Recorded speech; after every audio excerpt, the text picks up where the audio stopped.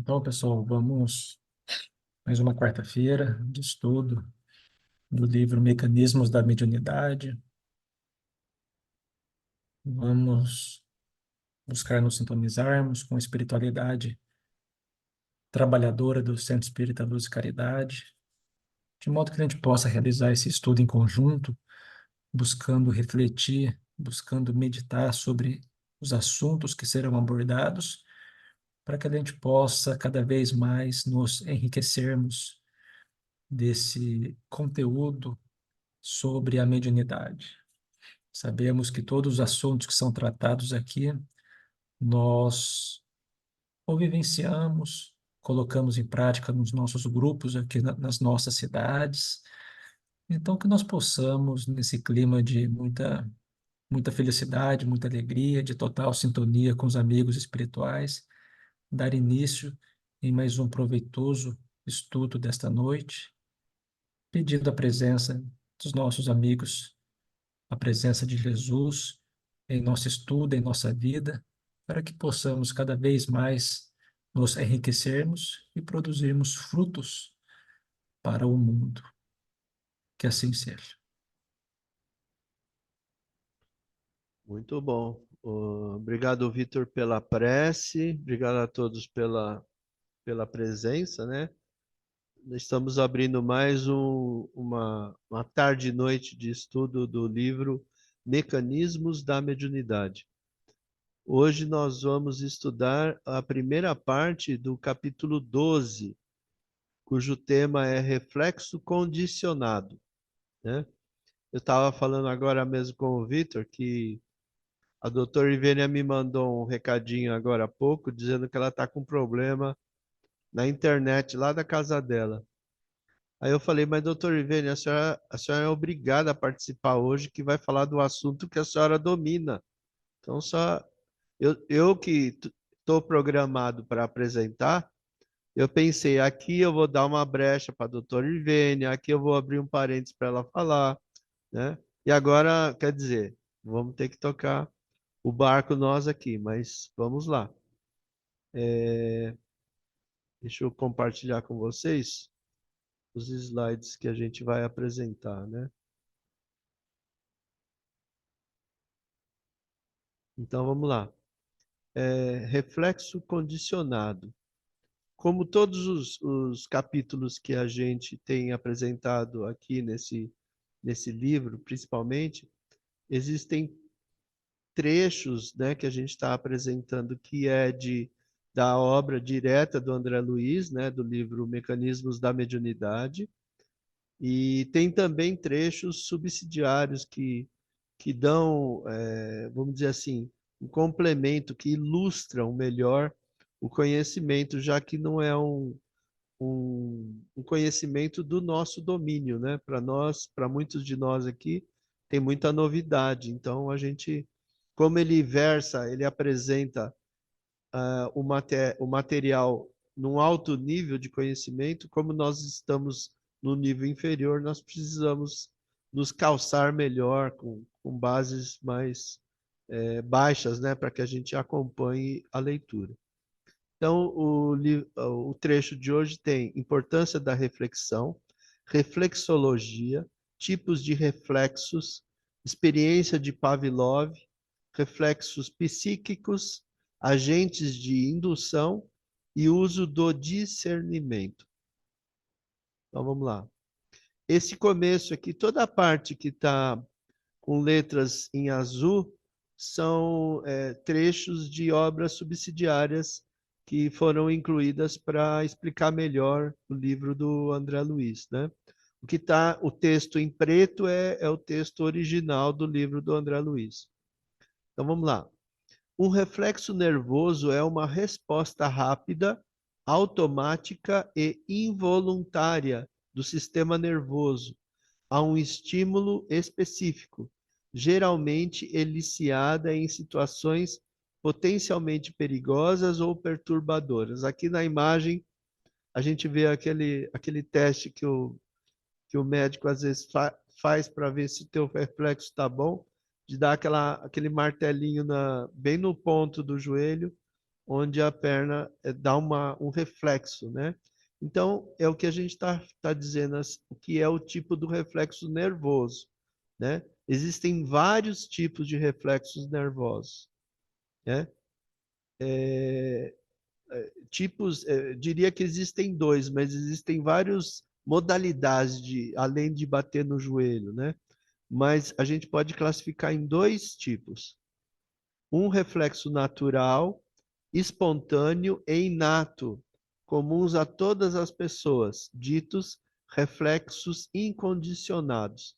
Esse aqui é aquilo que a gente já traz de nascença, que a gente não aprendeu com ninguém, que a gente não condicionou, não criou esse reflexo. E é natural, é igual para todo mundo, né? Porque ele já faz parte do nosso mecanismo, do nosso organismo, né? Quando a gente tem uma saúde, né? Quando não existe esse tipo de reflexo, algum problema tem, né? A gente até tem, na sequência do texto, vocês vão ver.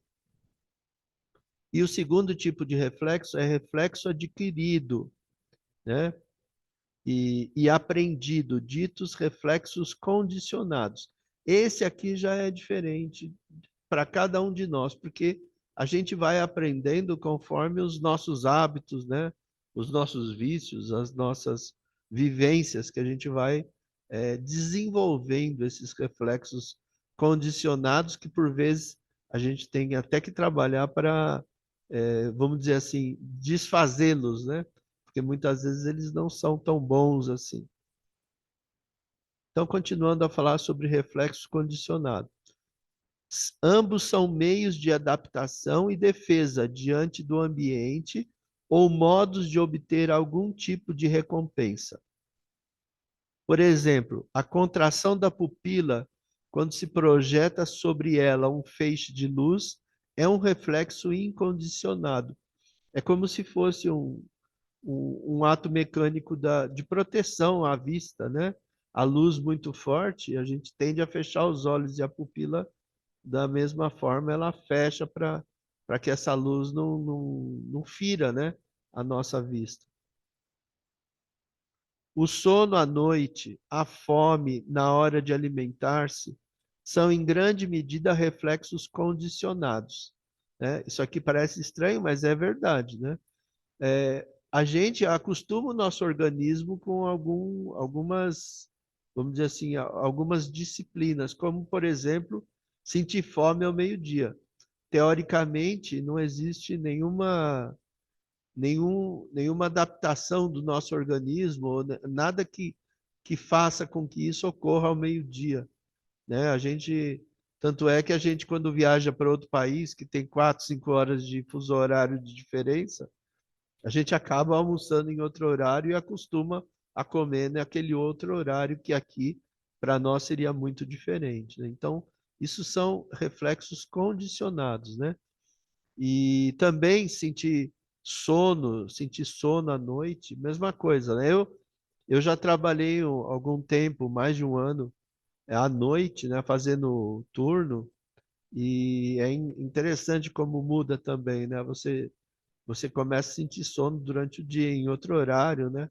Então, tudo isso que a gente chama de reflexos condicionados, que foram adquiridos com a nossa vivência. Os reflexos incondicionados são iguais para todas as pessoas, mas os reflexos condicionados podem variar de uma pessoa para outra. Continuando a falar sobre o reflexo condicionado. O reflexo condicionado é uma forma de aprendizado associativo, em que um estímulo, inicialmente neutro, passa a desencadear uma resposta reflexa, devido à associação repetida com o estímulo naturalmente desencadeador dessa resposta. Então, aqui a gente vê, por exemplo, o reflexo quando a gente está com fome de ver um alimento que a gente gosta de comer, no caso aqui um hambúrguer, né? E a gente, quando está com fome, já começa a salivar. É uma resposta do organismo a um reflexo condicionado. Ah, mas não é incondicionado? Não, não é, porque a gente sabe que aquela imagem do hambúrguer é saborosa, né? Se a gente nunca tivesse comido hambúrguer, nem sabia o que era, você não sabe se é de comer, se é pedra, se é duro, se tem sabor. Então, isso é sim um reflexo adquirido, que desencadeia uma reação no nosso organismo, né? Eu acredito que na mediunidade, esse tema está sendo abordado porque existem muitos condicionamentos, né, no trabalho mediúnico. Vários condicionamentos a gente tem, e a gente tem que, por exemplo, analisar aquilo que agrega valor e aquilo que não agrega, né? Vou dar alguns exemplos aqui para a gente discutir depois. Sentar na mesma cadeira, sempre na mesa, naquele mesmo lugar. É necessário? E se aquele lugar estiver ocupado? E se mudar a mesa, se mudar a cadeira, eu não vou mais funcionar mediunicamente, né? A gente tem que atentar para esses tipos de reflexos que a gente cria, são limitações que nós criamos, que não existem, né? Será que se um dia tiver sem força e não estiver tocando a música, eu consigo funcionar bem sem a música para estimular a minha concentração na reunião mediúnica, né? Será que o Pai Nosso é tão importante? Tenho que ter aquela prece, né? Então, existem muitos reflexos condicionados que a gente é, cria, né? E associa na reunião mediúnica. Eu mesmo me lembro uma reunião mediúnica que eu frequentei durante muitos anos, que ocorria aos sábados em São Paulo, que tinha um médium, um senhor até português, que ele, toda a comunicação, independentemente do espírito, toda a comunicação ele começava do mesmo jeito. Que a paz de Jesus esteja convosco. Ele fazia sempre esse começo. E eu pensava, né? Eu era bem molecão ainda, eu ficava pensando, mas será que todos os espíritos começam assim? Não pode ser, né? Era, na verdade, um reflexo condicionado do médium, né? Que ele criou esse condicionamento, que, na verdade, se tornou um animismo, né? Um caco, uma coisa dele, não do espírito. Continuando. Como o autor da teoria dos reflexos condicionados atribuiu uma abrangência muito ampla a eles, sugeriu que a psicologia devia ser denominada reflexologia. Olha que interessante esse texto, né? Aí, baseado nesse texto, eu fui pesquisar o que é reflexologia. E reflexologia é muito mais profundo, né, do que eu imaginava. Então, olha aqui, reflexologia das mãos, né? O que é isso? Reflexologia ou zonaterapia é uma prática de terapêutica. João, Oi, quem me chamou?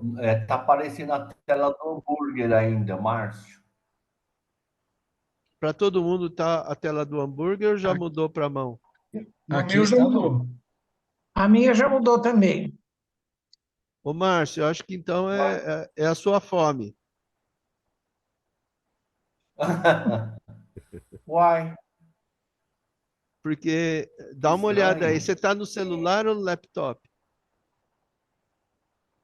No laptop.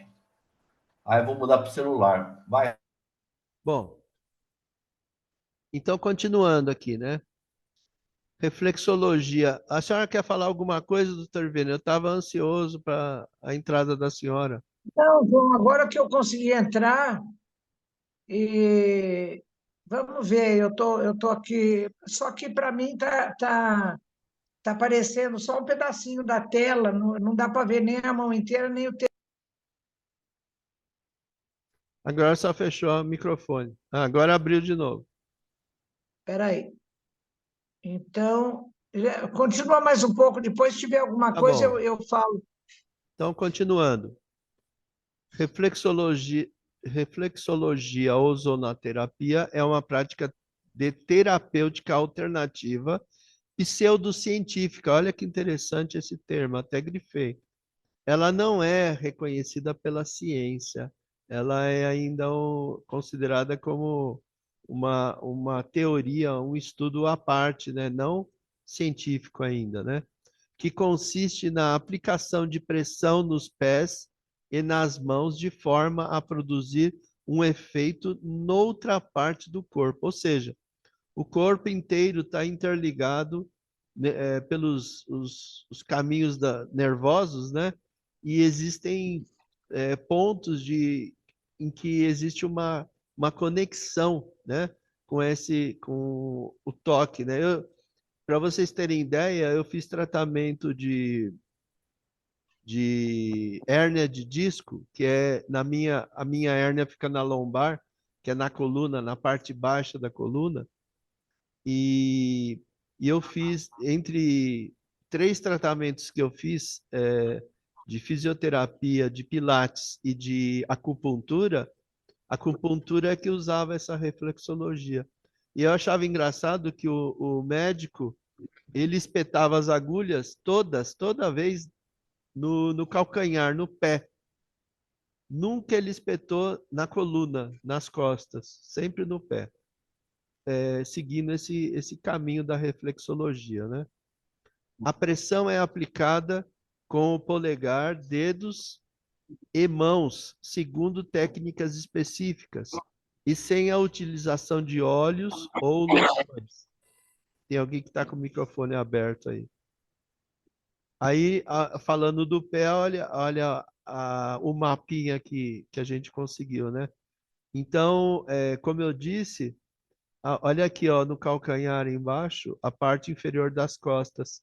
Ele espetava as agulhas, várias agulhas, toda na parte de baixo do calcanhar, né? E fazia efeito nas costas, né? Agora, como funciona isso, eu não sei. Não sei se a doutora Ivênia tem alguma coisa para ilustrar esse Olha, João, ciência. espera aí. É o seguinte, olha,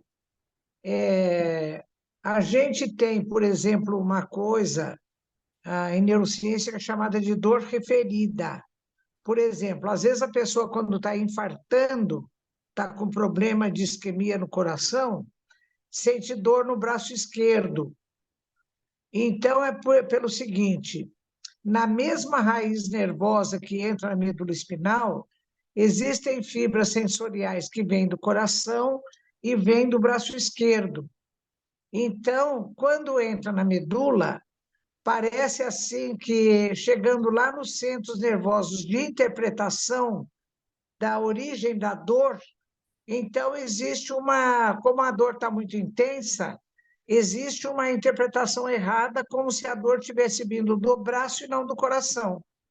Mas aí, nesse caso, na chamada dor referida, entra sempre uma fibra visceral, de dor visceral, e uma fibra de dor somática, porque o braço está ligado a uma parte do sistema nervoso que a gente chama de somático, se relaciona com o meio externo.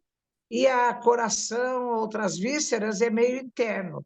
Agora, do que você está falando aí, João, que é uma dor lombar e o cara espeta o calcanhar, eu acho que é outro contexto, né? Porque as duas coisas são somáticas, né? Então, esse mapeamento de correspondência de regiões corpóreas na medicina chinesa, no Douyin, ele é um pouco diferente dessa coisa da dor referida que se usa em neurociência, né? Mas, de qualquer maneira, eu acho que está mostrando que existem campos vibratórios que se correspondem, né? Tanto, por exemplo, vai fazer acupuntura, a minha acupunturista ela põe também na orelha aqueles pontos que correspondem ao rim, à região lombar, a isso, aquilo, né?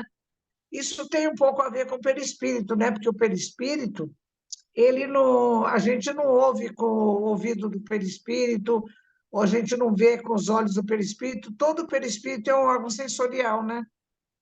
Talvez isso tenha a ver com uma coisa mais ou menos assim.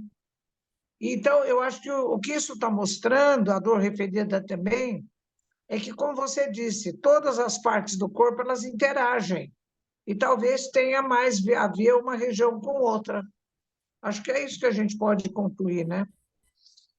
Muito bom. Ô, João, Fala, Márcio. João, como a Evenia falou mesmo, tem a ver com a medicina chinesa. Tanto a acupuntura como reflexologia, Doin, botar semente na orelha, tem a ver com a forma de tratamentos da medicina chinesa.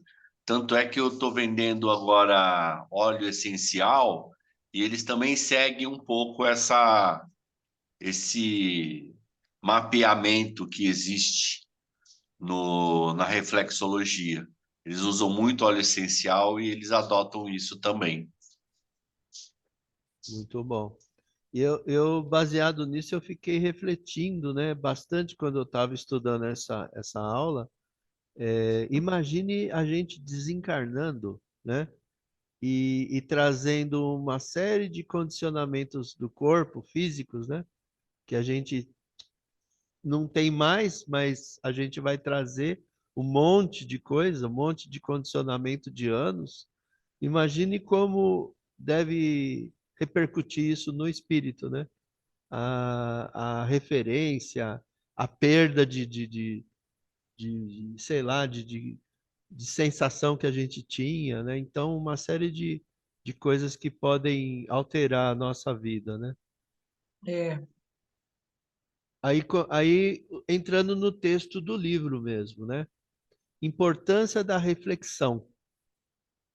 Entendendo-se que toda a mente vibra na onda de estímulos e pensamentos em que se identifica facilmente, perceberemos que cada espírito gera em si mesmo inimaginável potencial de forças mento-eletromagnéticas, aquele termo que a doutora Ivênia sempre nos ensina, né?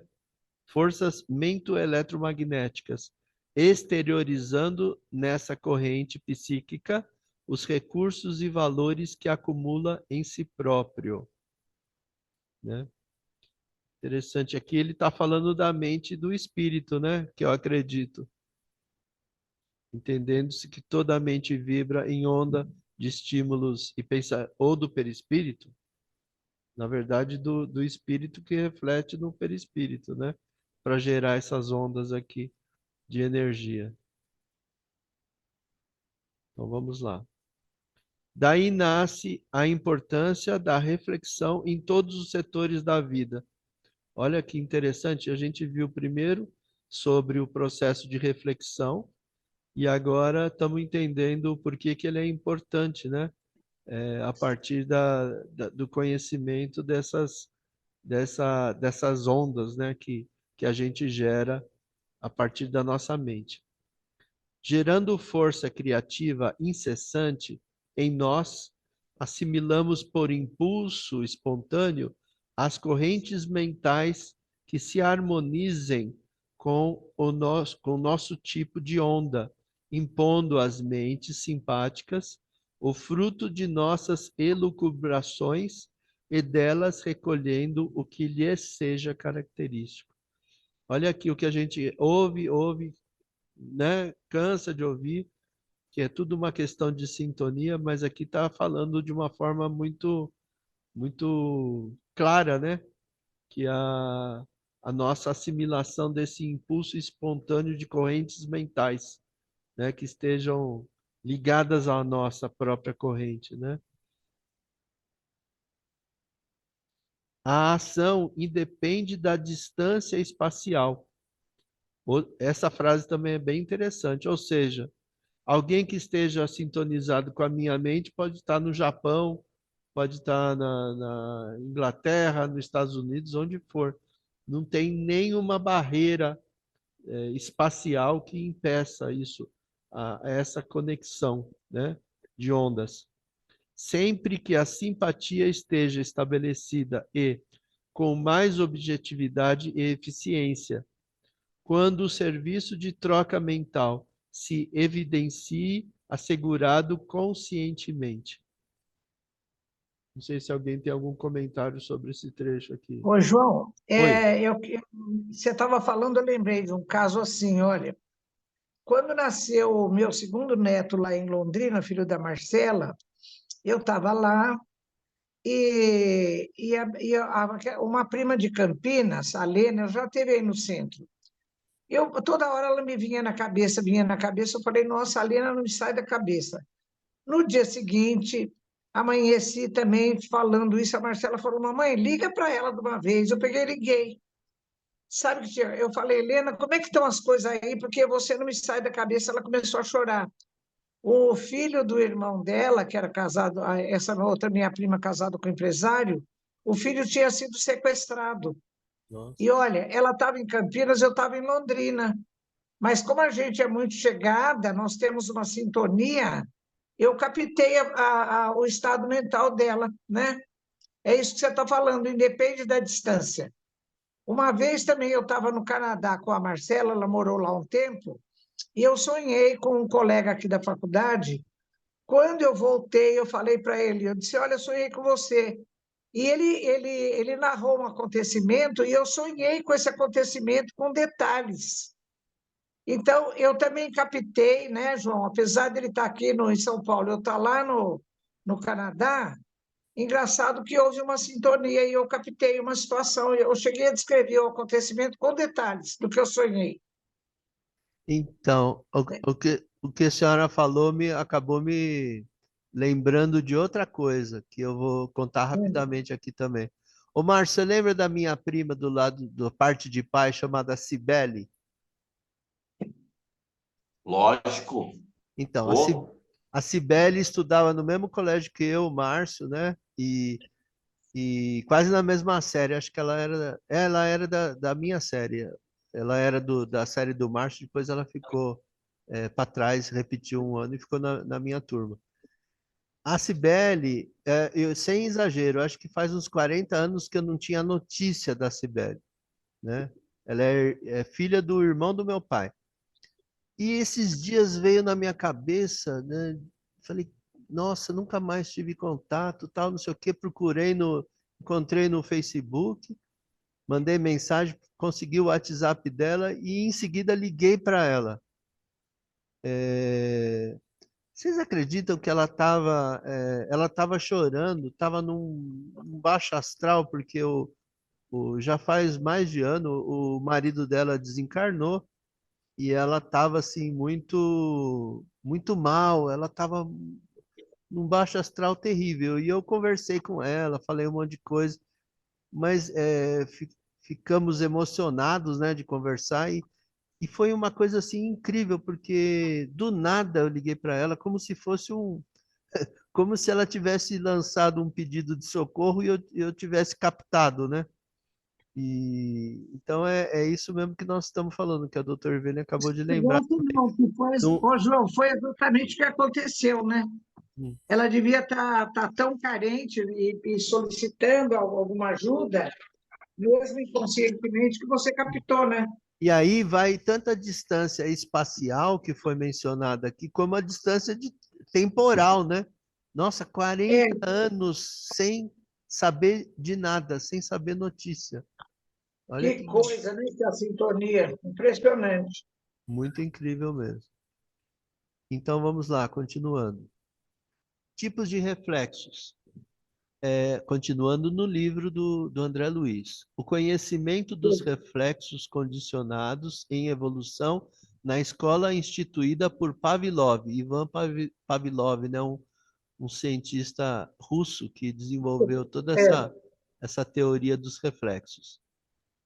Esse campo de experiência traz a estudo os reflexos congênitos ou incondicionados, lembrando que são aqueles que a gente traz, que é igual para todo mundo desde que a gente nasce, chamados protetores, alimentares, posturais e sexuais, detentores de vias nervosas próprias, como que auridos da espécie.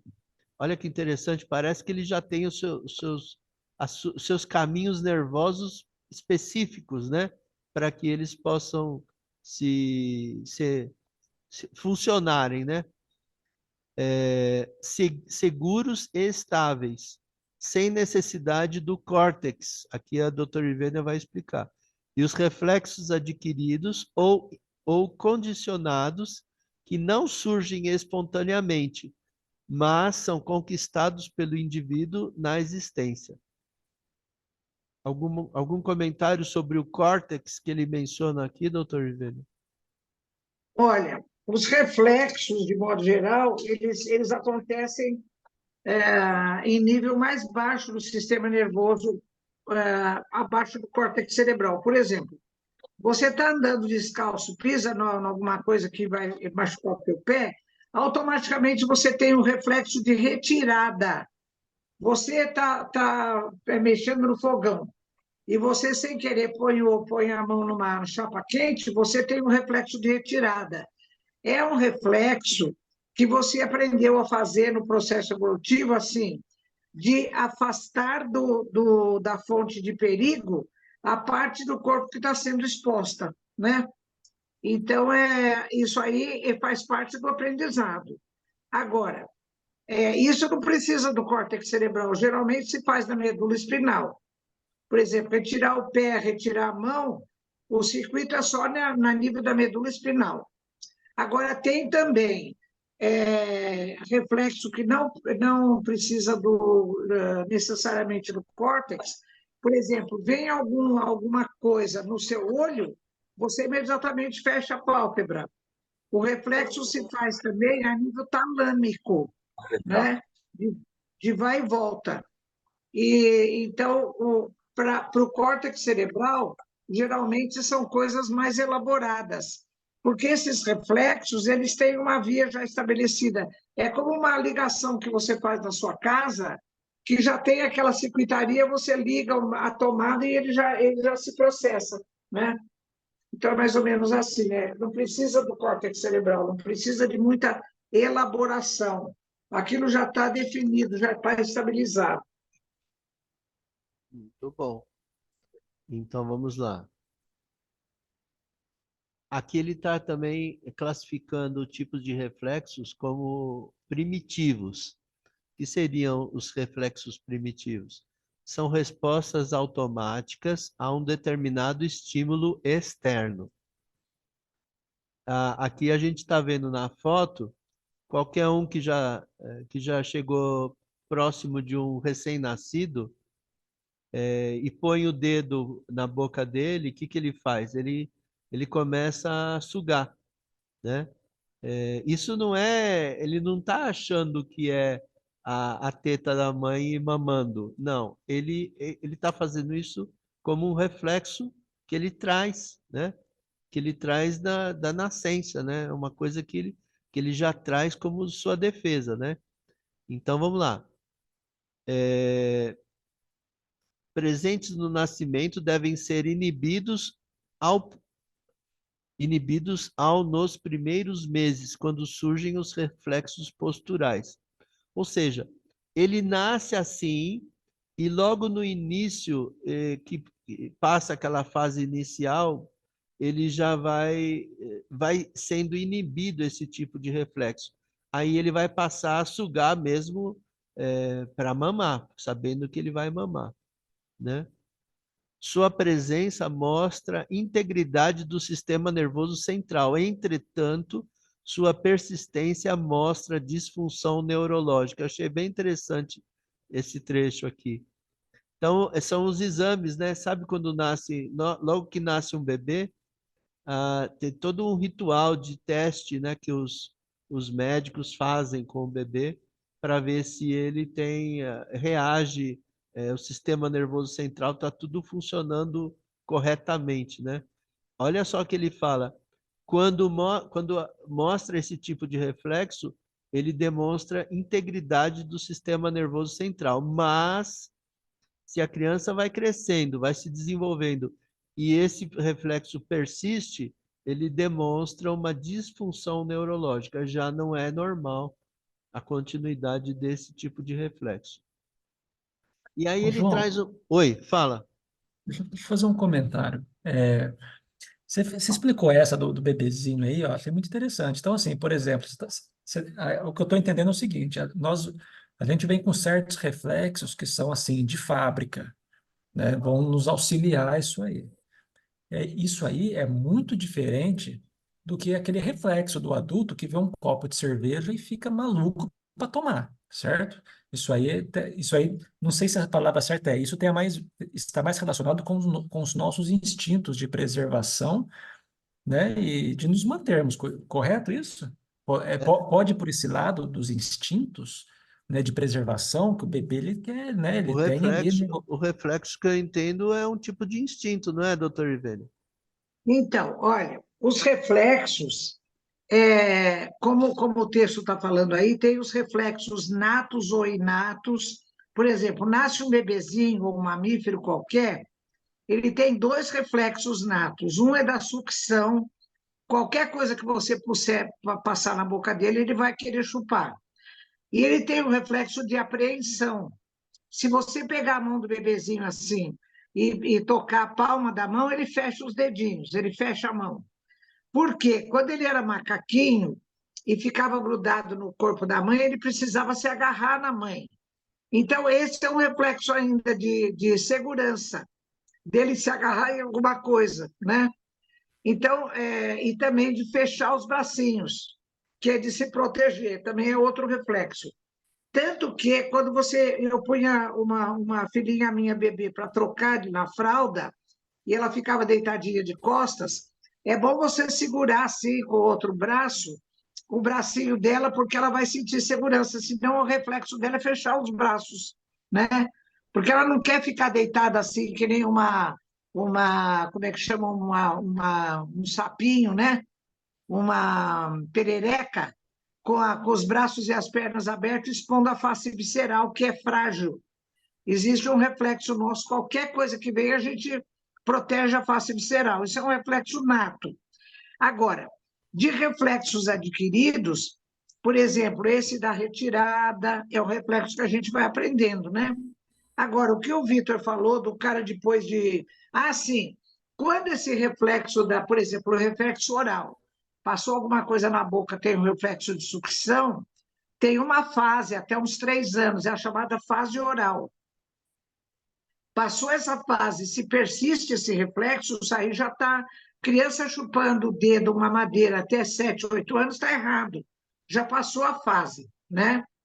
Agora, reflexos, como o Vitor falou, depois o cara já é adulto e ele quer beber cerveja, isso não tem nada a ver com reflexo, Vitor. Isso daí existe lá dentro do encéfalo uma circuitaria que é chamada de circuito da recompensa. Então, é assim, é fazer alguma coisa que você já está sabendo que se você fizer aquilo vai te dar um prazer. Então, é ligado à área da alimentação, é ligado à área do exercício do esporte, é ligado à área da sexualidade, porque no final desse circuito, chamado circuito do prazer, ele vai liberar endorfina que te dá a sensação de prazer. Então, se você gosta de tomar cerveja, você fica falando, vou tomar uma cerveja, libera essa circuitaria de recompensa. O nome do circuito é circuito de recompensa.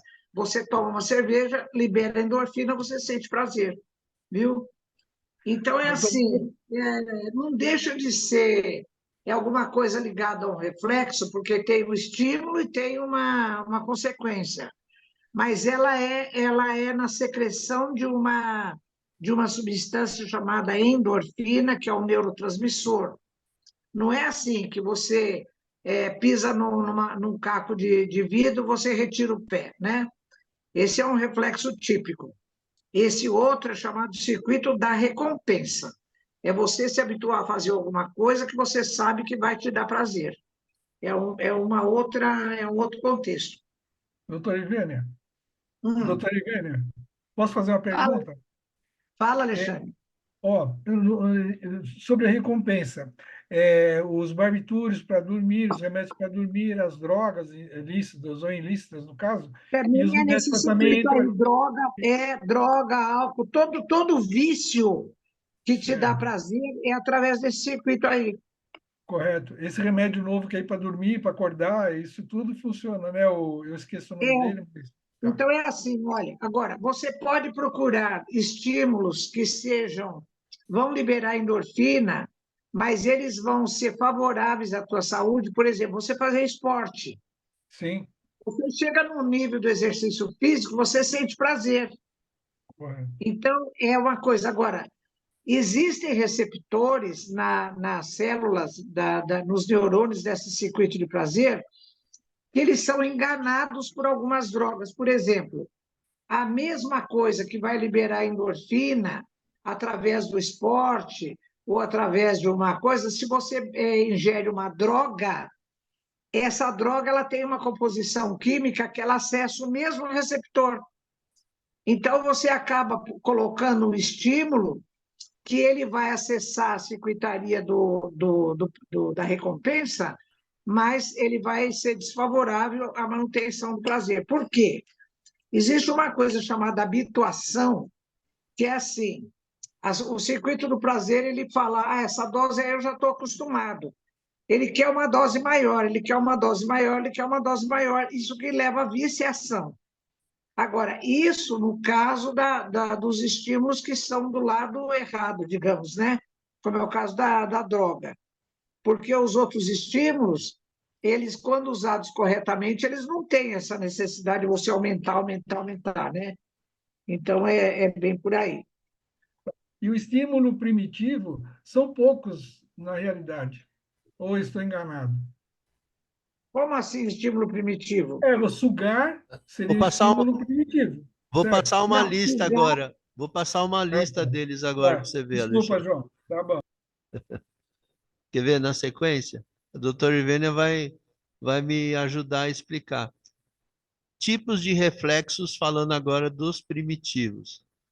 Reflexo de Moro, não é o juiz, não. É o nome de reflexo.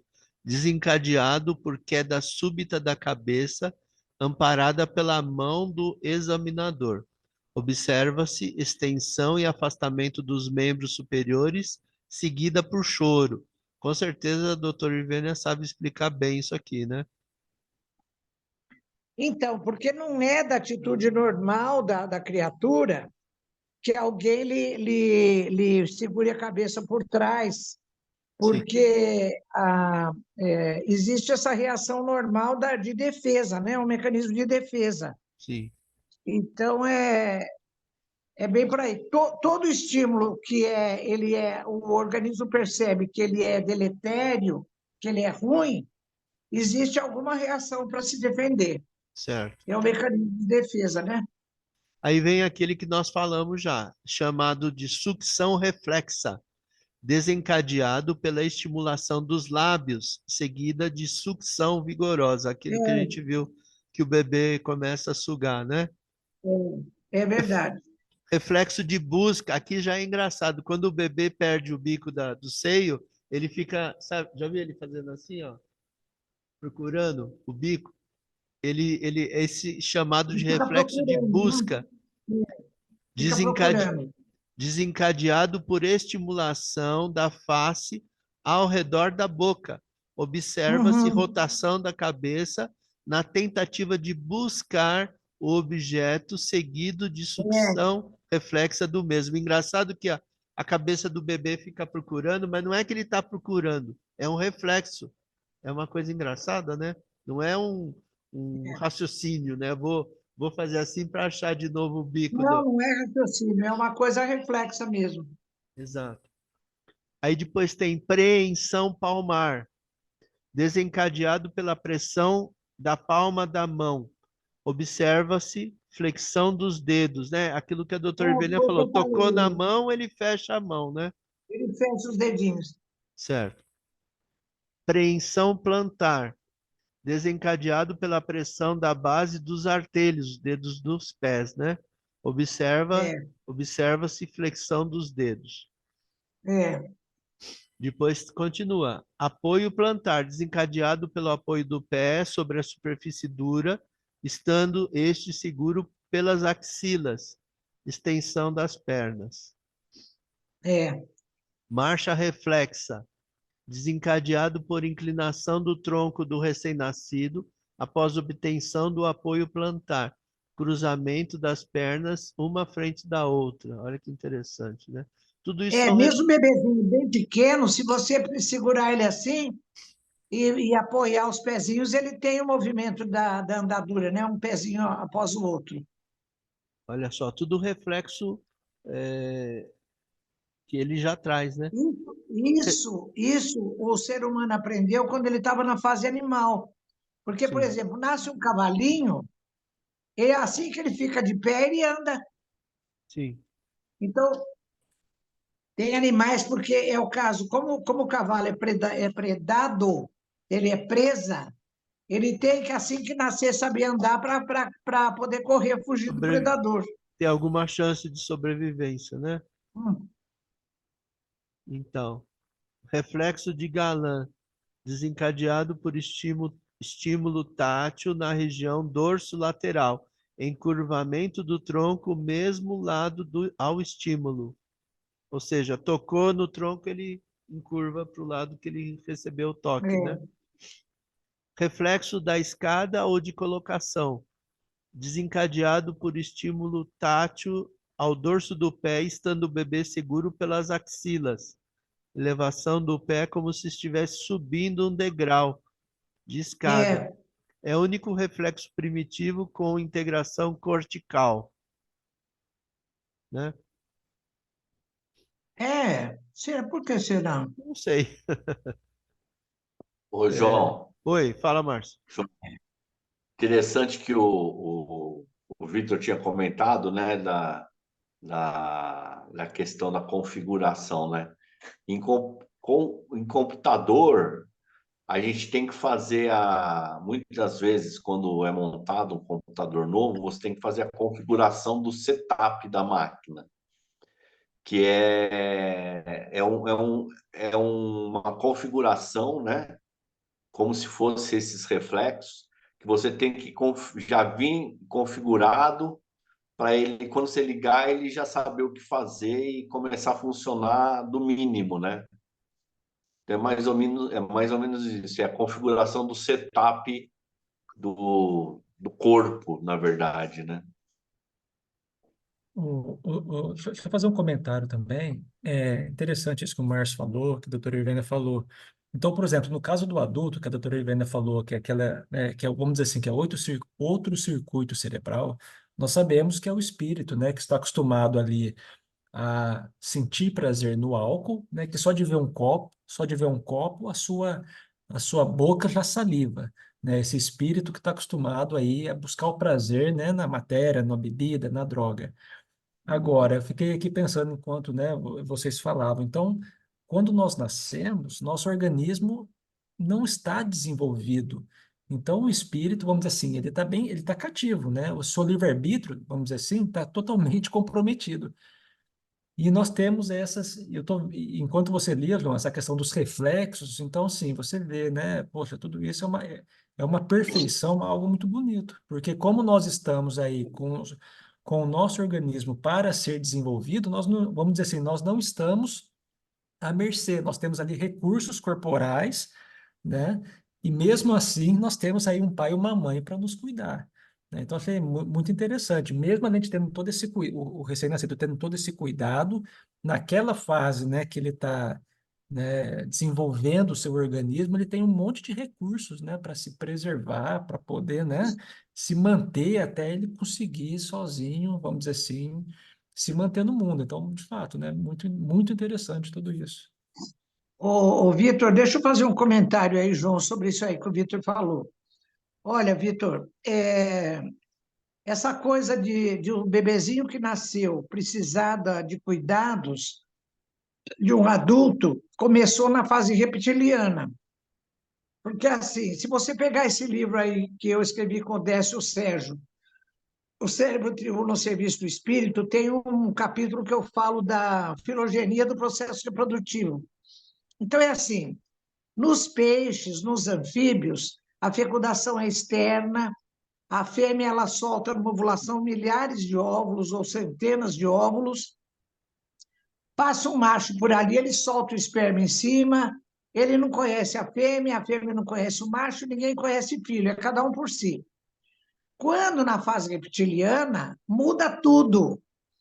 Aí a fecundação é interna e a fêmea, algumas espécies, não só elas já botam o ovo embrionado, como ela faz um ninho fora da água e ela tem que cuidar do ninho. Por exemplo, as tartarugas que vêm lá da África e botam o ovo aqui, ela cavuca a areia, põe o ovo lá e vai embora, né?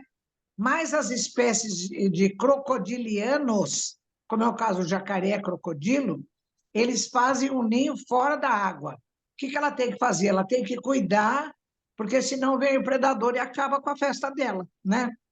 Então, estabelece-se uma comunicação áudio-vocal entre o embrião que está desenvolvendo dentro do ovo e a fêmea. Isso é bem evidente em algumas espécies de aves também. Por exemplo, lá na Antártida, o casal é monogâmico e só tem um filhote de cada vez. Então, quando sai um para caçar e volta, imagina, tem 1 milhão de pinguins lá, daquele pinguim grandão, né? Como é que ela sabe qual é o filhinho dela? Ela solta um ti, ti, ti, ti, ti. E ele solta também, ela sabe, ela localiza o filhinho dela. Então, Vitor, desde a fase reptiliana, nós herdamos, todas as espécies herdaram essa necessidade de se comunicar, porque está precisando assim. Se alguém não cuidar de mim, eu não vou sobreviver. Qualquer fase em que o indivíduo esteja fragilizado, ele mostra de alguma maneira que ele está precisando de atenção. Porque no psiquismo dele, o Sérgio Lopes fala assim: existe um pulso, como se fosse um pulso arterial, falando ao tempo todo assim: se alguém não cuidar de mim, eu não vou sobreviver. Isso que você falou, então, é herança do nosso complexo reptiliano, e que está marcado no nosso cérebro, né? Lá na parte baixa, que MacLean chama de complexo reptiliano e que o Calderaro chama de tronco encefálico, ou chama de cérebro inicial. Interessante. Pronto, O João. comentário que o Márcio fez de fazer um setup de fábrica na máquina me fez uma reflexão aqui diferente, né? Imagina que durante uma encarnação que a gente vive aí 90, 100 anos, imagine que a gente traz os reflexos primitivos e vários reflexos que a gente foi desenvolvendo, que são os condicionados, né? Imagine que quando a gente desencarna e vai preparar para uma nova reencarnação, a máquina leva um setup novo. Então, a gente desenvolve, que nem o Vitor falou da cerveja, ou tem gente que tem aquele condicionamento de, por exemplo, acabar de tomar café e fumar um cigarro, né?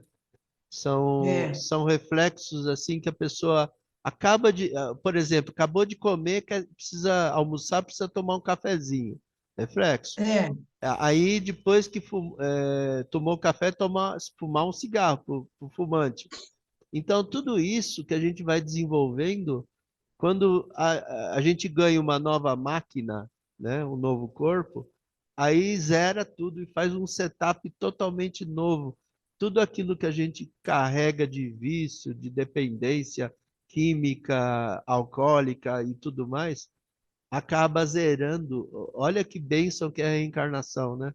Que a gente pode é. começar de novo, Ô, João, livre desses É. condicionamentos. Fala, Ó, Virgínia. eu e ô, meu João, pai é que estávamos ô, quietos, João, agora vamos falar, hein? Vai, é, pai. ô, João, repete o que você falou aí dessa zerada que a gente dá. Eu comentei que a gente tem os reflexos primitivos e aqueles que a gente desenvolve, os condicionados. E vários, durante a encarnação inteira, a gente desenvolve vários vícios, né? Por exemplo, quando alguém é contra a nossa palavra, João, eu discordo de você. O coração já começa a bater mais forte, a gente já fica meio, né, preparando na defensiva para uma contra-argumentação e defender nosso ponto de vista. Tudo isso são reflexos que a gente vai desenvolvendo né? De ver uma mulher bonita e ficar, sei lá, ficar estimulado sexualmente. Então, várias coisas que a gente desenvolve, quando a gente vai reencarnar no novo corpo, é uma máquina nova. E muita coisa que a gente está ainda amarrada na encarnação, a gente zera, né? E começa de novo. Você pode até ter uma tendência forte de readquirir aqueles condicionamentos que você trazia da tua encarnação anterior, mas você tem a chance de não desenvolvê-los, né? É Ô, isso que eu João, falei. ó, Pai, o senhor então, fala ou eu falo, pai? não, deixa eu colocar. Não, a impressão que eu tenho, João, é que tudo isso que você falou, e você utilizou a palavra vícios, eu tenho a impressão que isso aí nós não temos como zerar. Por quê? Porque os vícios são características do espírito, não faz parte desses reflexos. Por exemplo, a Verinha falou do bebezinho, ele vai succionar ou ele vai fechar a mão. Isso aí já são estruturas lá do cérebro reptiliano que vem lá da fase primitiva, né, que é os reflexos primitivos. Agora, essas características, digamos, viciosas que nós temos, construídas conscientemente através da nossa liberdade, né? Por exemplo, né? O roubo, a expertise sobre as pessoas, enfim, essas características que nós vamos adquirindo em função, motivadas aí pelo desejo de poder, né, da vaidade, etc., eu tenho a impressão que isso nós não vamos zerar. Isso aí é um potencial. Por exemplo, eu me lembro quando eu era criança, eu tive algumas atitudes, né, que eu peço licença para não falar aqui, é coisa que só eu sei, mas Ele não quer que a sim, gente sim, saiba, os filhos saibam. sim. O meu pai, ele me deu uma única surra na vida, uma só. A minha mãe era todo dia, mas o meu pai, uma. E eu me lembro que foi uma forma muito agressiva, por ele não saber como lidar com uma situação, mas isso me marcou e realmente saiu dos meus impulsos, né, tal atitude. Então, eu vejo que essa zerada, ela acontece no sentido de que você esqueceu, você tem um novo panorama, você tem uma nova família, você tem novos conceitos culturais, mas essa questão ela vai emergir mesmo, né? Ela vai emergir. Né? Então, eu acho que tem uma certa diferencinha aí entre o que efetivamente vai zerar e aquilo que não, vai novamente apontar. E quem sabe uma surra resolva, como foi o meu caso. Hoje não pode mais bater, Fala, André. senão dá cadeia. Não, ô, João, você vê que foi interessante porque eu e meu pai estávamos bem, só observando, né, as discussões, que são muito interessantes, né? Mas quando você disse isso, chamou a minha atenção e chamou a do meu pai. Você é trabalhador de sessão mediúnica, né? Então você tem conhecimento aí. Eu também entendo nessa linha. Essa questão é que a doutora Irvênia fala, isso é uma conquista que vem lá, né, do processo evolutivo e hoje, como espíritos, né, estando na espécie humana, nós trazemos, até porque o princípio inteligente ele foi estagiando, em todos os reinos. Isso é uma situação ok.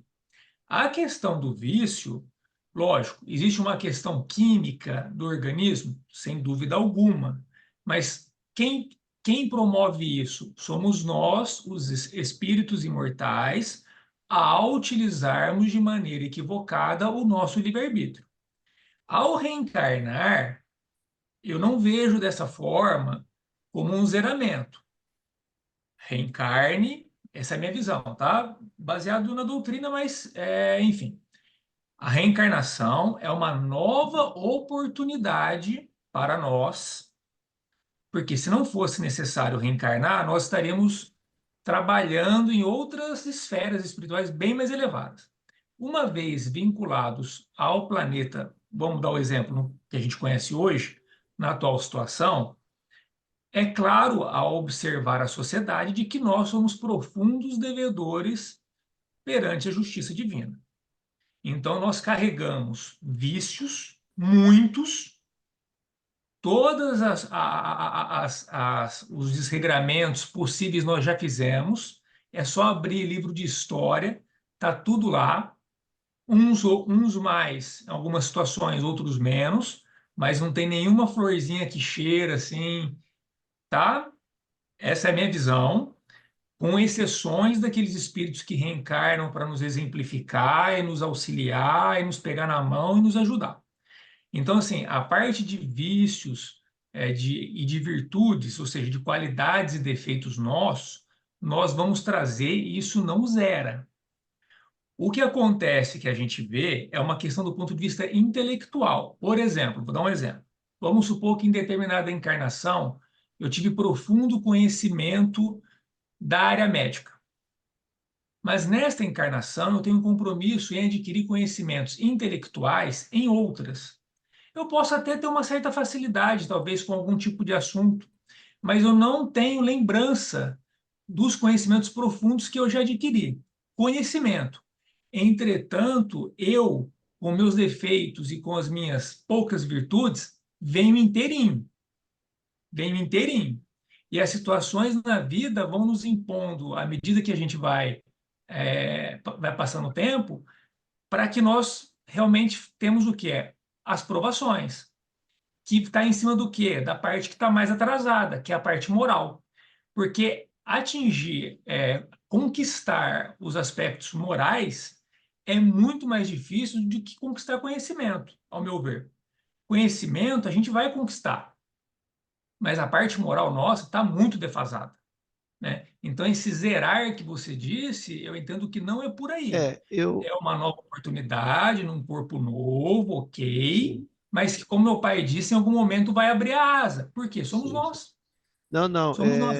Essa essência a gente não perde, né? eu entendi o seu ponto do seu pai, eu agradeço o comentário e na verdade eu penso da mesma forma. Talvez eu não tenha me explicado bem. Deixa eu É que explicar você de falou que outra zerou, eu forma. falei, epa. Imagine que um cara que é alcoólatra e ele fica um tempo sóbrio, ele fica 10 anos. Eu já acompanhei reuniões de dependentes químicos, né? E eles falam exatamente isso. Você pode passar 30 anos sem tomar o álcool e você continua alcoólatra. O dia que você tomar, volta tudo. Então, é mais ou menos isso. Quando você reencarna, não é que zera, o potencial do vício está em você ainda, mas você passou um bom período sóbrio, entendeu? Então, a chance de você conseguir se Ô, ô libertar já João, é maior, porque é todo o período do reencarne, ô da João, preparação no ventre da mãe, da infância, longe do vício. Fala. ô, João, esse exemplo que você deu é muito interessante, o do álcool. O procurador jurídico da prefeitura, que durante muito tempo foi um advogado muito bacana, muito respeitado, muito amigo, e ele passou uma fase da vida dele como um dependente alcoólico violento, violento. E aí ele explicou para mim, e eu me lembro quando ele explicou, que o vício dele se deve a uma, tipo assim, a uma condição enzimática do organismo dele. Ou seja, muitas pessoas bebem, param de beber, ou bebem com regular, sem problema. Ele não. Ele, pelas características orgânicas dele, ele tinha já, né, essa, digamos, o vício se Predisposição. instalaria imediato. E eu me lembro dele falando isso, e olha que já tem décadas isso. E eu, na minha cabeça, eu analisava espiriticamente, porque depois que a gente estuda o espiritismo, não tem outra forma. Ou seja, essa característica, digamos, orgânica dele, que vinculava ele violentamente ao vício, que para a medicina seria a causa da condição dele, na verdade, não é. Ou seja, A deliberação dele pelo álcool no passado desenvolveu na estrutura perispiritual essa condição. Aí entra Tá onde certo você falou. O cara pode ficar muito tempo. Ou seja, enquanto ele não reconstituir a psique através de posturas morais que vão se dar ali na refrega com o próprio vício, ele não consegue, digamos, reajustar o organismo que está refletindo ainda o problema ali no perispírito. Olha que coisa interessante. Com É, o sexo é a mesma coisa, e com a alimentação, qualquer coisa, ou seja, nós criamos uma condição psíquica que vai nos aproximar muito dessa condição do vício. Agora, só o tempo não é suficiente para resolver o problema. Por quê? Porque tem que haver a mudança, ou seja, a nossa estrutura moral para poder dar suporte ao perispírito, dar suporte ao corpo, e aí a gente resolver o problema. a Olha força da como que é vontade, interessante. né, Brasil? A força da vontade. Ou seja, a nossa vontade real, junto aos testemunhos e aos processos expiatórios e provacionais, consegue reconstituir a psique e, consequentemente, reconstituir o perispírito e, consequentemente, restituir o corpo. Aí elimina esse problema, né? Muito bom. Ô, João, Fala, já que André. você deixou eu falar, deixa eu dar dois exemplos meus. Para não falar dos outros, eu vou falar de mim. Tá. Já que agora eu abri a boca, agora você não vai poder reclamar que eu estou muito quieto hoje. Mas só reforçando isso, eu entendi o que você quis dizer. Eu acho que só a colocação, realmente, como você falou, que você é um profundo conhecedor da doutrina, está na doutrina aí. Eu já era nascido, você já era mestre. É, lógico que foi a forma que fez com que eu e meu pai nos movimentássemos, não que você, né? Foi mais a forma de ter colocado. Mas aproveitando isso, acho que vale para o. Acho que acho bacana esse estudo em grupo, né? Em amigos voltados na doutrina, até para poder expor algumas experiências, né? Eu vou expor duas minhas aqui, não tenho vergonha de expor elas. Algumas pessoas que estão aqui têm conhecimento, outras talvez não tenham, vão ter agora. Já faz aí em torno de uns 10 anos, mais ou menos, que eu perdi o preconceito e vi que eu não era capaz, sozinho, de, por exemplo, certa irritação. Isso que eu não sou um exemplo hoje, mas quem me conhece, aí meu pai e meu irmão, já sabe que eu já fui bem pior. Não que eu esteja bom. Mas, assim, irritação e ansiedade está muito vinculado a uma coisa muito natural até na nossa sociedade aí. Mas, enfim, falar de mim. Eu perdi o preconceito e falei, sozinho eu não consigo. Eu já tinha tentado com homeopatia, já tinha tentado um monte de coisa. E aí eu perdi meu preconceito e fui atrás do psiquiatra. Né? Com todo respeito ao psiquiatra, já teve vez que eu sentei na frente dele e eu que atendi ele, mas tudo bem, isso aí é caso para uma outra história, um outro dia. Porque psiquiatra e psicólogo também precisam de ajuda. Mas, enfim. E aí ele me explicou do ponto de vista biológico, né? Serotonina, não sei o que, os hormônios lá no cérebro. Ok. E com a questão medicamentosa, ela resolve? Não resolve. Ela ajuda. Ela ajuda por quê? Porque onde o médico, né, na ciência ordinária e nossa, ele enxerga a causa, nós espíritas, com o conhecimento da doutrina, sabemos que não é a causa, é a consequência. Então, a minha disfunção hormonal cerebral, que faz com que eu tenha essa característica, não é ela a responsável. O responsável sou eu. Eu que, em pretéritas oportunidades, fiz mau uso do meu livre-arbítrio, alterei, né, prejudiquei o meu corpo espiritual, o perispírito, e ao reencarnar, como é um modelo organizador biológico, nada mais natural que isso se refletisse no corpo. E aí eu fui em busca de ajuda. Esse é um fato. O segundo fato provavelmente, com toda certeza, dentro de um processo, de um programa reencarnatório, aos 41 anos, o ano passado, há exatamente quase um ano, na verdade, bota aí uns 15 meses, porque demorou 3 meses para eu ter o diagnóstico. eu fui diagnosticado com hanseníase, a famosa lepra, a mesma lepra da época de Jesus. Mesma situação, eu fui diagnosticado com essa doença. Aí eu passei por 3 médicos, eu passei por 2 médicos até chegar no terceiro, que é realmente o especialista, e fica aqui no HC de Ribeirão Preto.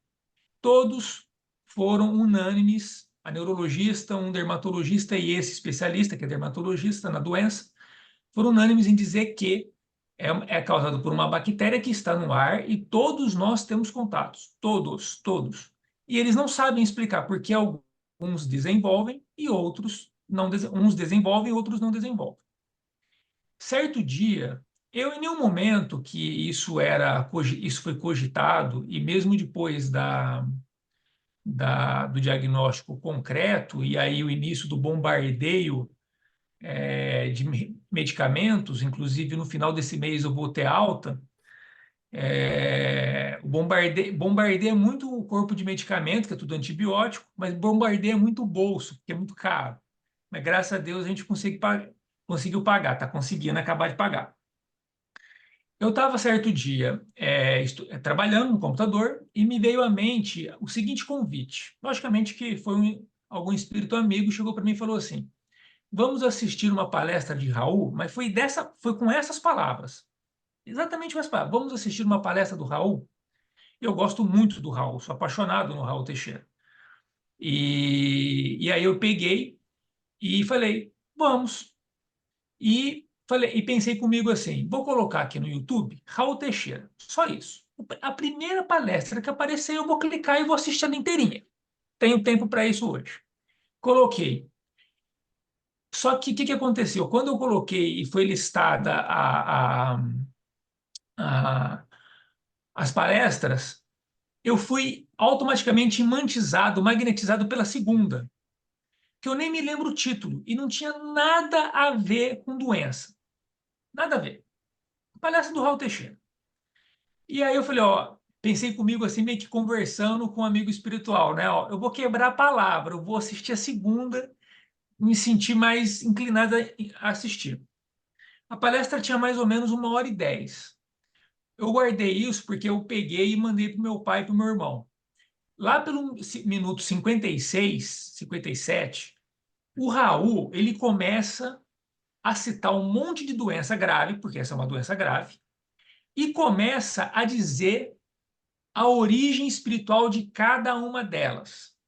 E ele fala da hanseníase. Eu recebi aquilo com tanta tranquilidade e assim de agradecimento e até com muito agradecimento. Primeiro que eu não estava atrás disso. Eu sabia que passava-se por um processo expiatório meu e graças a Deus numa época onde a ciência tem já medicamento. É muito recente, da década de 70, salvo engano, né, o protocolo aí. Mas graças a Deus reencarnei numa época e depois fui desenvolver a doença numa época que a cura é possível, ou seja, eu posso permanecer ainda com meus filhos aqui, ter minha vida normal até outra situação vir para poder resgatar. Então, era um momento de eu passar por isso, né? Estava na minha programação. Poderia ter sido pior, né? A gente não sabe, mas eu precisava passar.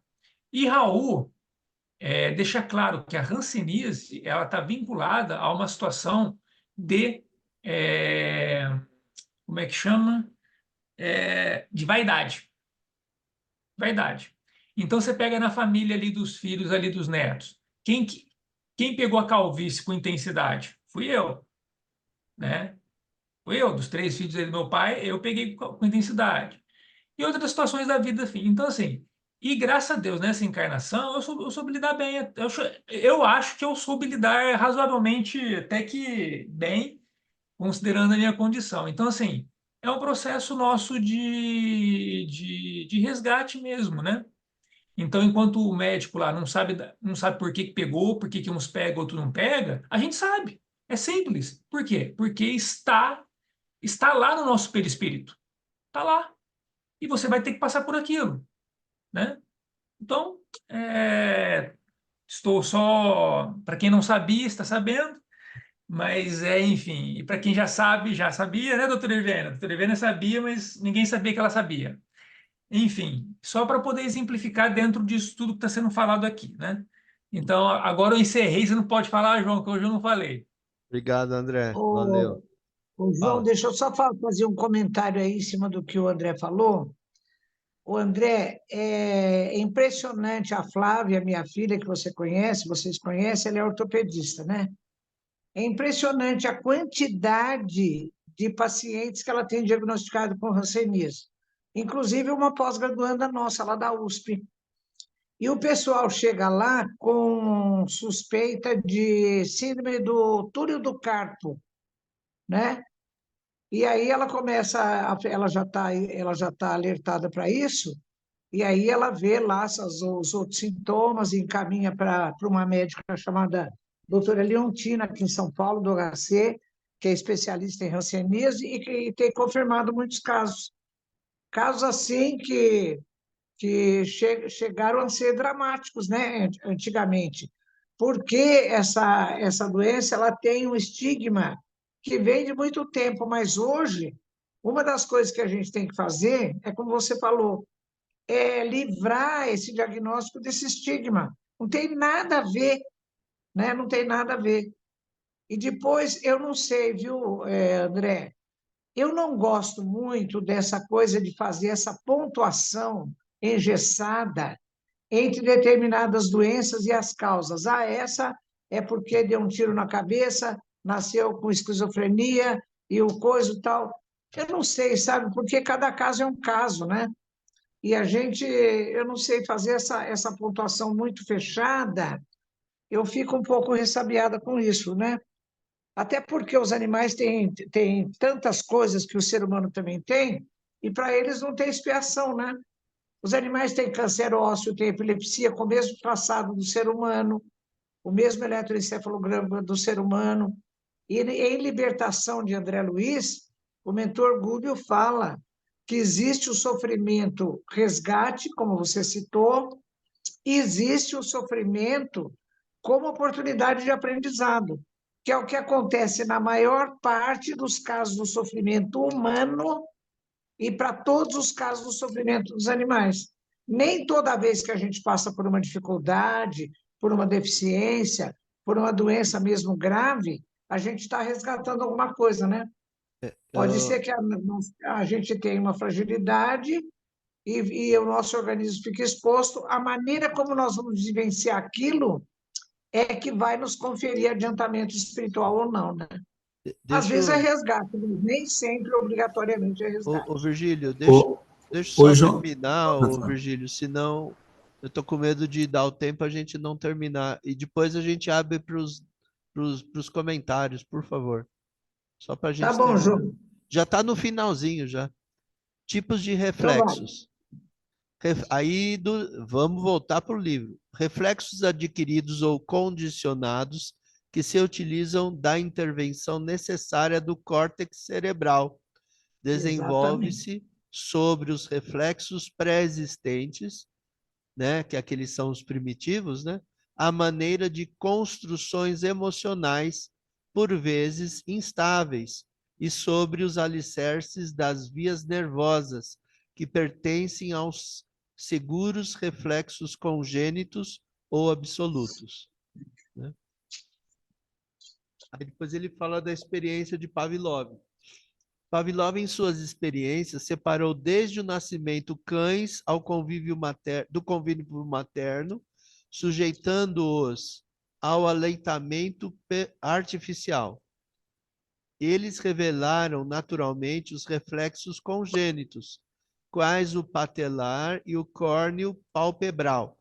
Mas, quando lhes foi mostrada a carne, tanto aos olhos quanto ao olfato, não segregaram saliva. Né? Ou seja, a carne seria um alimento que deveria estimular a fome do cachorro, a vontade de comer, mas como eles não foram condicionados com alimentação de carne, eles simplesmente não mostraram salivação, né? Aqui a gente vê a imagem mostra, né? O cachorro, ele saliva vendo o alimento. e conecta a visão do alimento, a apresentação do alimento a uma campainha, né? Ou seja, toca uma campainha e aí em seguida aparece o alimento. Aí quando toca a campainha, mesmo sem o alimento, ele saliva também, porque ele se condiciona à campainha, à apresentação do alimento, né? Não obstante, à frente do alimento tradicional, demonstraram a esperada secreção apenas quando a carne lhes foi colocada na boca, né? Ou seja, ele não estava condicionado a ver carne e sentir e se alimentar da carne, mas no momento em que ele experimentou e começou a comer, aí sim a carne passou a ser parte aquela condição de secretar a saliva, né? Desde então, os animais passaram a formar a secreção sempre que o alimento referido lhes fosse apresentado à vista ou ao olfato, né? Ou ele vê ou ele sente o cheiro, ele já começa a salivar. Observemos que o estímulo provocou um reflexo condicionado, como que em regime de enxertia. Engraçado esse termo que ele usa, né? Enxertia sobre o reflexo congênito, desencadeado pelo alimento na boca. Ou seja, por que enxertia? Qual que é o reflexo congênito que ele já traz? Sempre que ele estiver próximo a alguma coisa que ele gosta de comer, que desperta o paladar, a fome, ele saliva. Isso é uma coisa congênita. Mas então, por que enxertia? É como você enxertasse um reflexo em cima do outro. Você cria um outro estímulo, né? Que pode ser uma campainha e que faz com que esse estímulo da salivação desencadeie, né? No animal, a partir de um enxerto, né? De um outro reflexo colocado. E aqui a gente encerra, chegamos nos 50% do capítulo. Não percam, na próxima semana, nós vamos ver reflexos psíquicos, reflexo psíquico autógeno, que é alguma coisa a mais que a gente buscou. Também reflexos psíquicos, relaxamento progressivo. E aí do livro mesmo, agentes de indução, que são muito interessantes, né? Como a gente é induzido a pensar, a refletir alguma coisa, e uso do discernimento, que é o que o Virgílio falou, que ele comentou, quando a gente desenvolve discernimento, o raciocínio, o livre-arbítrio, mesmo com o reflexo animal ou o reflexo condicionado, um vício que a gente desenvolveu, a gente passa a discernir melhor e optar pela exclusão daquele condicionamento, né? E aí eu vou deixar para vocês complementarem, fiquem à vontade. Eu posso apagar aqui O pessoal, deixa eu aproveitar tudo que foi falado e mais o que a Veninha colocou para colocar algumas conclusões que eu chego em função de tudo que eu ouço, de leituras inclusive. Há muito tempo eu vi um livro, esses livros que veio lá da minha casa, espíritas, mas eu nem me lembro mais, e tinha uma tabela que falava sobre o percentual de livre-arbítrio de cada ser. Inclusive animais, tinha lá o percentualzinho. Eu vi essa tabela não me saiu mais da cabeça, tem 20 anos ou mais, eu nunca nem comentei sobre ela.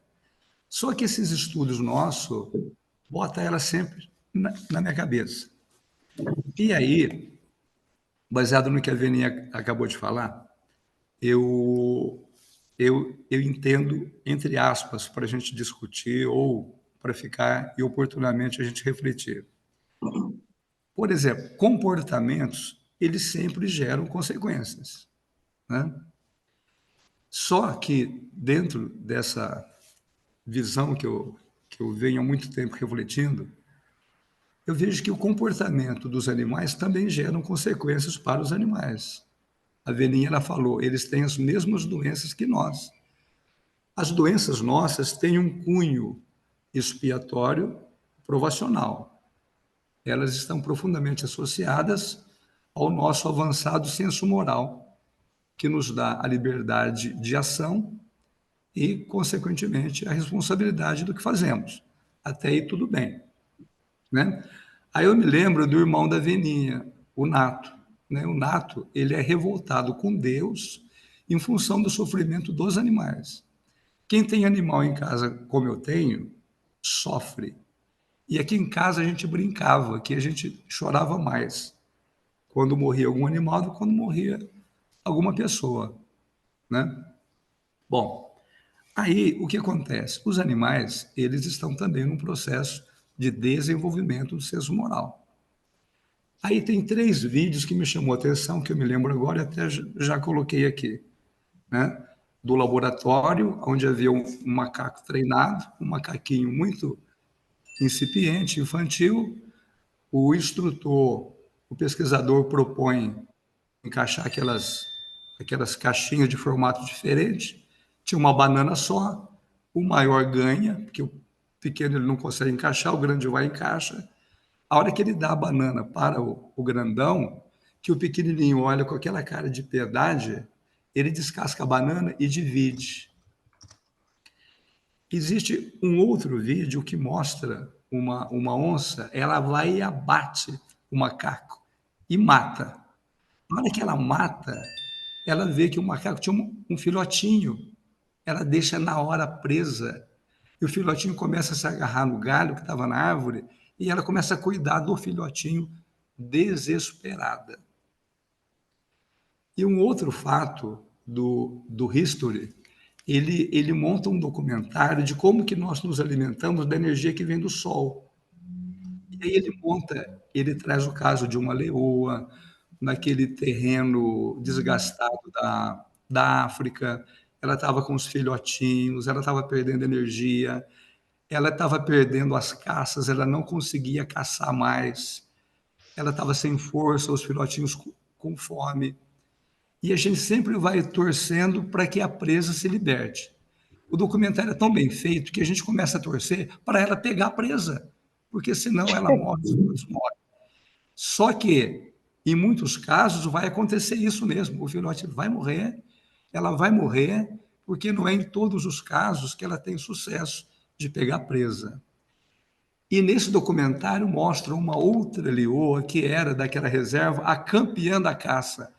Ela era o top, ela era a mais famosa. E nessa onda dela de caçar para alimentar os filhotes, o que aconteceu? Comeram os filhotinhos dela. E ela entrou num processo de depressão violento. Então, o que eu começo a entender? Que se o nosso senso moral está avançado como seres humanos, tem consequências. Os animais que estão em processo de desenvolvimento também têm as consequências.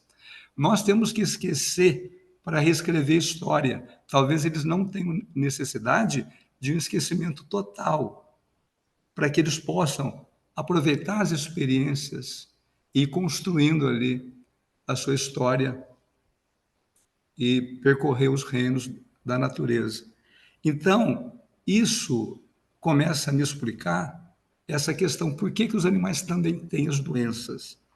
Eles têm as doenças por uma série de fatores. Vamos lá. Os ambientais, a própria relação com os seres humanos, a questão vibratória, mas também tem as doenças decorrentes da própria atitude deles.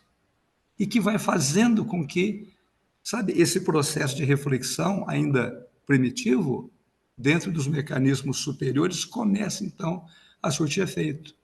Por que alguns animais é profundamente mais prudentes e mais experientes que outros, né? Alguns são mais... Tem cachorros que são profundamente inteligentes. Eu vi um orangotango que a pesquisadora desenvolveu uma linguagem com a orangotango e ela teve um aborto e ela entrou em depressão e dialogou com a... Então, eu acredito que talvez as doenças como mecanismos, né, de desenvolvimento, né, e nem de resgate, também se explica pelo comportamento do próprio animal. Muito bom. Já estamos quase que o nosso horário já esgotado, né? Alguém tem algum comentário final para a gente encerrar? Ô, João, só lembrando essa coisa de reflexo, e que leva, que são os aprendidos, né, ou condicionados. Por exemplo, a Flávia tem duas gatas, uma delas vem dormir aqui na minha casa o dia inteiro. Bom, ela já sabe o lugar que ela vai dormir, eu já pus um tapetinho para ela dormir. Quando a Flávia está aqui, a gata sobe em cima da mesa, ela sobe em cima da pia, ela sobe em cima de qualquer coisa, eu imediatamente tiro ela de cima. Por quê? Quando eu estou com ela, ela não sobe em lugar nenhum. Agora, quando a Flávia chega, ela sobe, porque ela já sabe que a Flávia deixa ela subir, deixa dormir na cama, deixa subir na pia, deixa subir onde quiser. Então, ela já condicionou a presença da Flávia à permissividade. E ela tem um comportamento diferente de quando ela está só comigo, que ela sabe que comigo tem regras. Muito bom. Educadora de gatos. Muito bom. Ô, João, Oi. deixa eu te fazer um pedido. Aproveitar essa tela nossa e você tirar uma foto ali do meio do salão para a gente poder enxergar como é que está com a nova TV. Tá, vou tirar só um Depois você segundo. tira e manda para a Vocês gente. estão vendo aí que nossos convidados já chegaram, né, para outra turma. Sim, as meninas do CELC. Tudo bem? Tudo bem, meninas?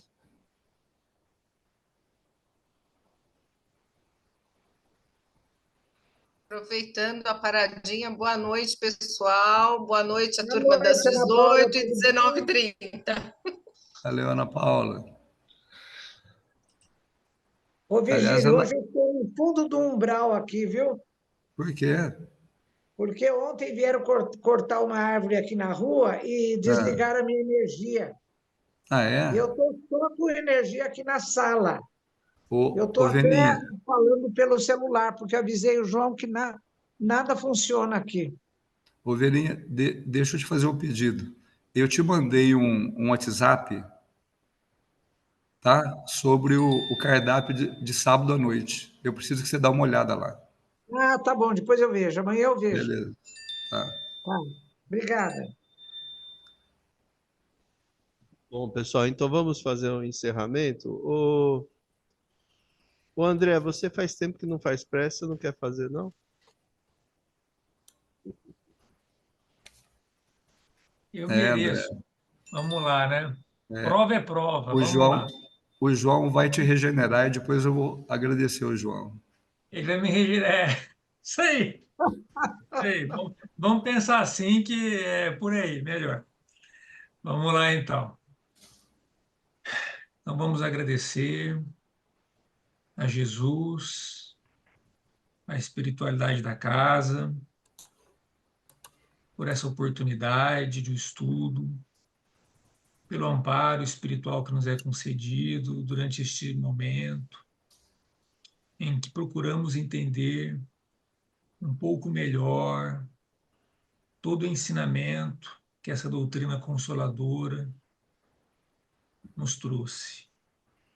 Agradecemos a oportunidade neste momento, de estarmos em contato direto com esses espíritos que velam e trabalham arduamente, diariamente por esta casa, por toda a espiritualidade de Tobi, pelos irmãos ainda infelizes que são acolhidos nesta casa. Obrigado por toda a oportunidade de estarmos vinculados a uma casa séria, onde o estudo e o trabalho são prioridade. Graças a Deus, que assim seja. Que assim seja. Boa noite.